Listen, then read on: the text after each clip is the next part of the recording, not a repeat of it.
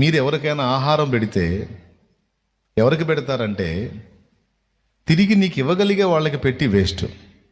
వాళ్ళకుంది, ఒకవేళ ఏదన్నా నువ్వు మర్యాద కొద్దీ వాళ్ళకి పిలిచి పెట్టినా తిరిగి నీకు పెట్టగలుగుతారు.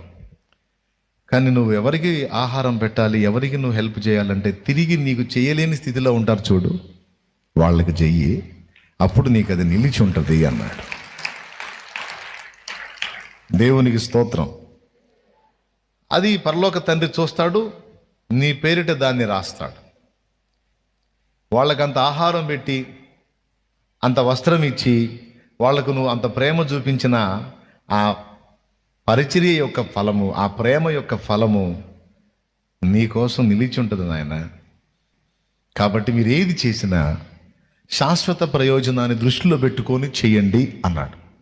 నీకెవరు లేరని, ఏం చేయలేవని అన్నారా నిన్ను నిరాశపరచారా? పురుగంటి వాడవని, ఎప్పటికీ ఎంతేనని, నా బ్రతుకు మారదు అని అనుకుంటూ ఉన్నావా?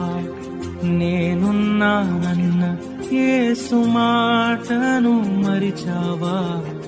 కన్నీరు నాట్యంగా మార్చును చూస్తావా? నేనున్నానన్న యేసు మాటను మరిచావా? కన్నీరు నాట్యంగా మార్చును చూస్తావా?